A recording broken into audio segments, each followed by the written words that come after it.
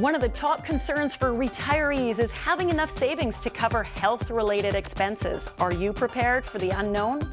Then, when it comes to supporting good causes and giving to charity, should you give freely or have a strategy in place? And can you save taxes from setting up a spousal RSP? All this and more on today's episode of The Wealthy Life.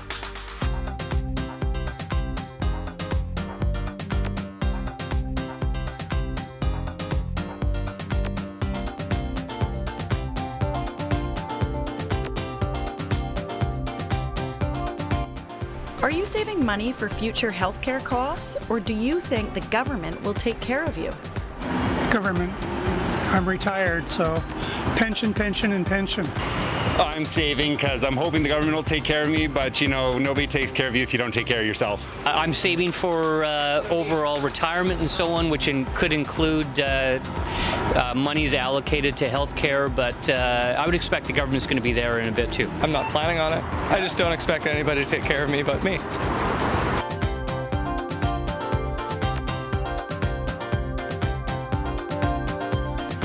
Today's guest is Suzette, an active, semi-retired mother and grandmother looking to plan for future potential healthcare needs.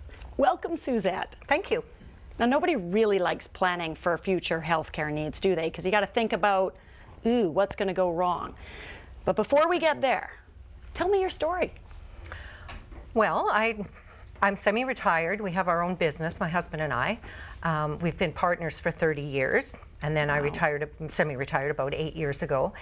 I was ready for something different. I wanted to pursue some of my interests, and so I just thought, this is my time. So I left my job in good hands and decided to just pursue the fun things in life. So what are some of those fun things you like to do? Lots of things. I at that time I was doing a lot more painting, so I love creative things. So the painting and the singing, I've sung for years, and I'm still in a choir now, and I pursue that only because that gives me a huge amount of joy.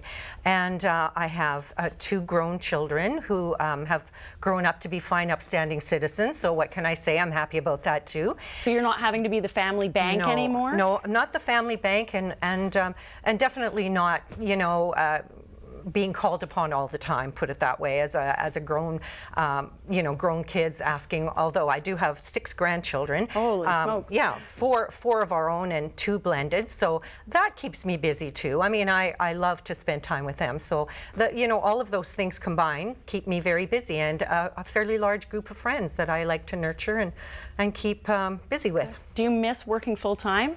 No, there's the odd time I think I'd like to do something part-time, but then my husband says, who'd want to hire you at 10 o'clock in the morning with a cappuccino in your hand and wanting to leave by 2, which is about right. So I don't think that's really, there are times that I would like to have something a little more structured, but then what I do with that is I find volunteer work that fills that need, and I enjoy that as well. Now, your husband's still working? Yes. Running the business? He is. You're helping out? Yes. What does retirement look like for the 2 of you together down the road?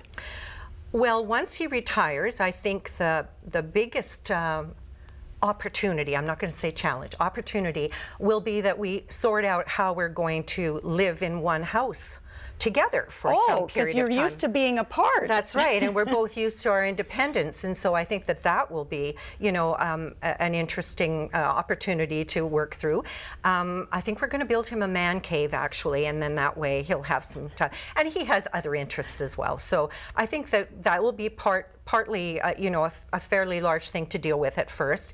And we still plan on doing a fair amount of traveling. We have done some already, but I think what we're looking for now is probably longer trips, things that we can take, and he won't have to worry about going back to work. So I think that will definitely be another large part. We have a few places on our bucket list we haven't gone to yet. Yeah. Well, you brought up a really good point for couples going into retirement, especially when they're both working, or one's working and one's been at home. Actually, some cases that's even harder. Then they're both at home together all the time, day in, day out. So I think it's important for a successful retirement retirement to have your own interests, which it sounds like you both do, but also have some common things that you like to do together, which the travel is a big part of that, and obviously the grandkids. Do you feel like you're ready financially for retirement? Do you have your retirement plans in order? I'd say that we have a large part of that ready. You know, I mean, I think that we have, you know, our finances in fairly good order. The only thing that, you know, the one thing we haven't done that I hope that we'll do is end-of-life planning. I'd like to get that done so that our kids don't have to worry about that someday. That's nice. And then I think there's probably that whole aspect of what happens if you need long-term care.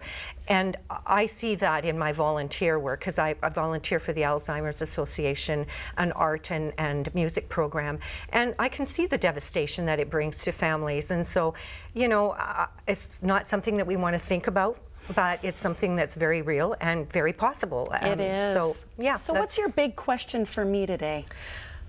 Well, I would like to have some idea of what a person needs to plan for financially, so that if that comes about, what amount you need to have on a yearly basis, I think, to cover the costs, so that it doesn't impact your finances. Well, that's a great question. So don't go away. Find out what Suzette needs to do to ensure her health doesn't erode her wealth after the break.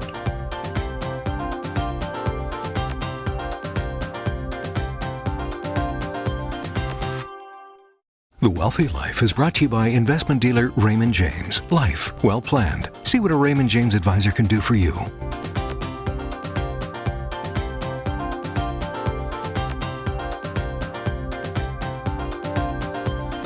Welcome back. We're here with Suzette to see what she needs to do today to ensure her future healthcare costs are covered.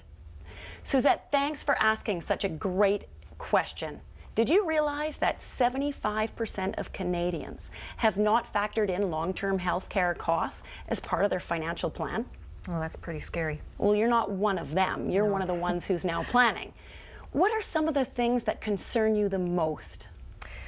Well, I think, you know, when I look at the future, and you know, you don't have a crystal ball, so it's hard to know, but if you get a really debilitating disease, you know, all the things that happen then, like the personal care you need and the Meals on Wheels and all of those projects, because the government is trying to keep you in your home as long as possible.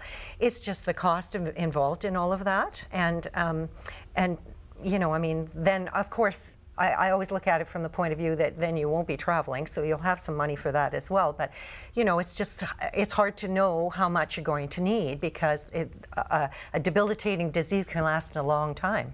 It can, and you don't know if just yourself or both you and your partner are needing care. If it's just one, does that mean the other one doesn't go traveling? Because you mentioned using that travel fund as your long-term care fund, which isn't a bad strategy. But how about prescriptions? Do you think you need to set some money aside for that? Or do you think the government pays for it? No, the government's not going to pay for some of them. I mean, we've just heard recently of someone we know that has to spend $100,000 a year for medication. Holy smokes. You know, like the government's not going to pay for something like that. So those are the things that you might eventually have to pay for. Well, as a matter of fact, a recent survey showed that 44% of Canadians expect to pay zero for medications throughout their senior and retirement years, when in fact the average cost of medication for a Canadian is about $5,600 a year after the age of 65. There's also about a 50% chance that a Canadian will develop some form of a disability by age 75. So these costs are real. Now, when it comes to long-term care, the average cost is in the neighborhood of $20,000 to $30,000 a year for long-term care coverage. And those people that think the government is going to take care of them, they're going to be very unhappy with what that looks like. For example, the government-funded care homes, there's usually huge wait lists to get in. That's right. And if it's an emergency situation, you end up waiting in the hospital. And hopefully you make it to the next stage, but you may not. And I don't want to depress people, but I think it's important to look at. Do you have any emergency funding or insurance set aside to help pay for some of these things? We have critical illness, Great. you know, in our plan, and life insurance. Good. But not, life insurance only pays out when you're dead. Yes. However, it allows you to spend your capital during your lifetime knowing that you have life insurance to leave an estate behind if that's important to you. So I think some of the things that you need to consider is you need to have a look at all the things that could potentially happen. Figure out what each of those things might cost. If just one of you is sick, if both of you are sick. Take those numbers into your financial advisor and incorporate them as part of your overall financial plan. If you have enough wealth to cover it, great. If you don't, then have a look at maybe buying some additional long-term care coverage or critical illness coverage. And once you know you've got a plan to cover the unforeseen events that happen, you can sleep at night. True enough. Suzette, thank you so much for being on the show. Thank you. And stay tuned, because up next, the power of giving and how to make philanthropy part of your investment strategy.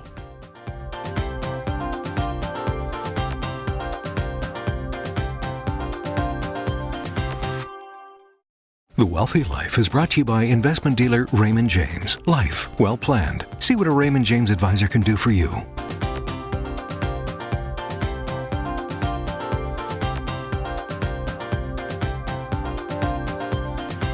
With us today is Mike Todd, a dedicated philanthropist helping to make the world a better place, and the director of CHIMP, Charitable Impact. Welcome to the show, Mike. Thanks very much, Sybil. Okay, before I ask about your background, I got to jump in. Right. Director at CHIMP? What's CHIMP? CHIMP, as you said, is short for Charitable Impact. It's actually called a portmanteau, which I didn't know until I joined, but that's what it stands for, and it's very memorable. So what does CHIMP do? CHIMP is a giving platform that allows Canadians to achieve their philanthropic goals. Now, in layman's terms, it allows people to give money to causes they believe in, right? That's exactly it. We like to say that we're cause agnostic and that we don't direct you to any particular charity. We just want you to give, and we want to facilitate that giving. Well, think of what a better world this would be if everybody gave a little something. Right. How did you get to where you are today? Tell me a bit about your background. Sure. I have what I call politely a eclectic resume, in that I worked in the investment management business for about 10 years and did a real about-face and spent 10 years working in Vancouver's downtown east side for a small charity. Lived in Asia for a couple of years just to sort of meld it all together, and then came back and became involved with philanthropy, primarily working with financial advisors, but for the cause of charity. So it's something near and dear to you for many, many years. It is, absolutely. What do you think about the state of charity in Canada today? I'm concerned about the state of charity in Canada. I think that money is going up, and if you look at the statistics over the last couple of years, more money is going to charity, which initially is great, that's good, sounds good. But if you look at the number of Canadians who are actually giving, that's dropping, and that's a concern. Why do you think that is? I'm not sure, to be honest with you. I think that we're living in an era where philanthropy or charity is very much charity-driven. Canadians are very generous people, but we give when we're asked, and that's because we really haven't been nurtured in how to give. We might have learned a little bit at the temple or at church or at the synagogue, but beyond that, we haven't been really taught how to give effectively. So we give when we're asked, and so charities become very, very good at asking. But that doesn't really develop donors. No, and I think, well, I can speak for myself. When I go to the grocery store and they ask me as I'm ringing my groceries through, oh, would you like to add $2 for this cause or that cause? Well, it's easy enough to give when they ask, but you're not really feeling connected to the end result. And I often wonder, am I really making a difference, or should I do something bigger? Right. So what do you think Canadians should be doing differently today when it comes to charity? Well, I think that what we want to do is turn it from a charity-centric world to a donor-centric. And that, it sounds fancy, but what I really mean is I want the donor to be in control. And so I think we need to find a way to give when it makes sense for us to give effectively, give efficiently, when it makes sense for us to make that gift. And then we have funds that are available to give to charities when we are asked, but we can also be more strategic with our giving. I like that. I'd rather be in control of where my money is going and make it easier to say yes and no. Right. So do many people that you work with or know of have what's called, I would like to refer to it as a personal giving philosophy or a personal giving strategy, where they only give to certain causes and they stick to that? Not many. That number is increasing, thankfully, but not many yet. I think it starts with understanding that they can actually take control, as you said, and can start to think about trying to be more effective and more efficient. And then from that, it makes sense. Okay, if I'm going to give when it makes sense for me to give, what's my policy? What's my guidelines?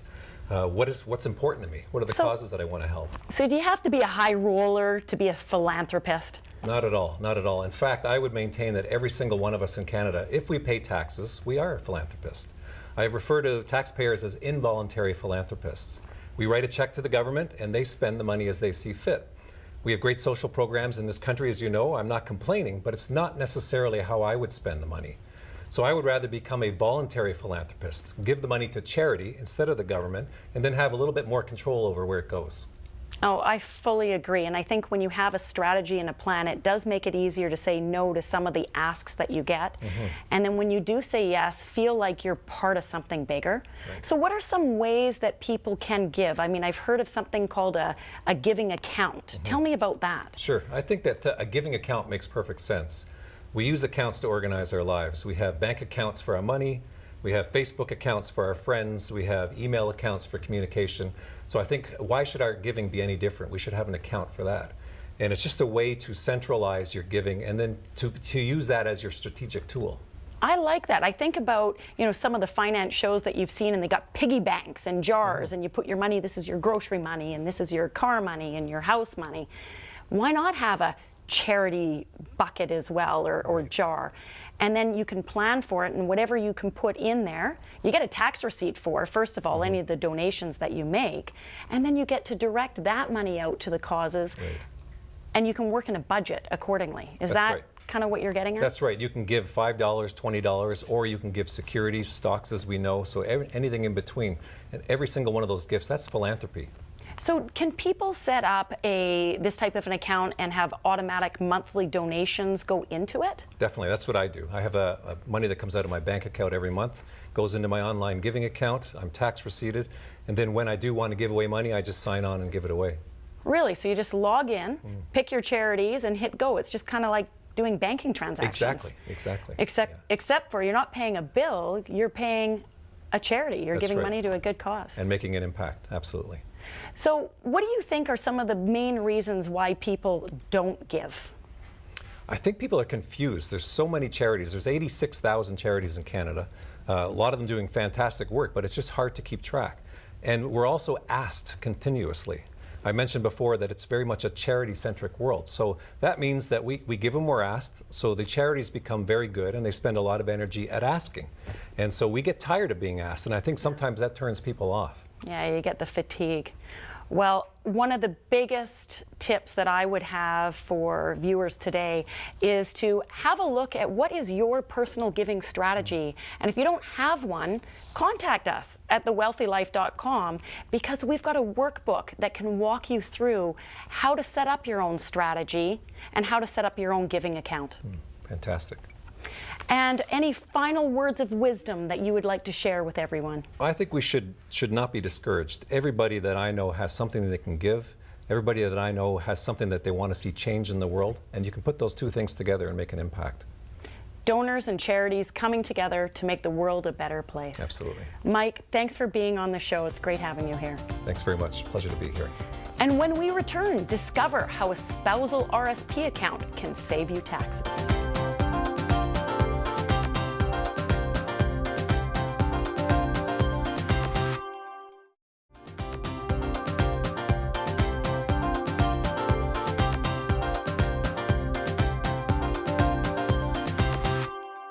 Welcome back. Thanks for your letters, emails, tweets, and messages. Today's question is from Simon in Winnipeg.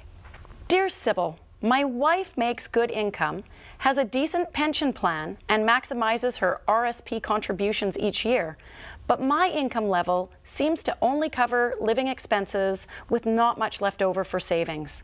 I don't have a pension plan, and since we look at our finances together, I've heard it might make sense for me to open a spousal RSP.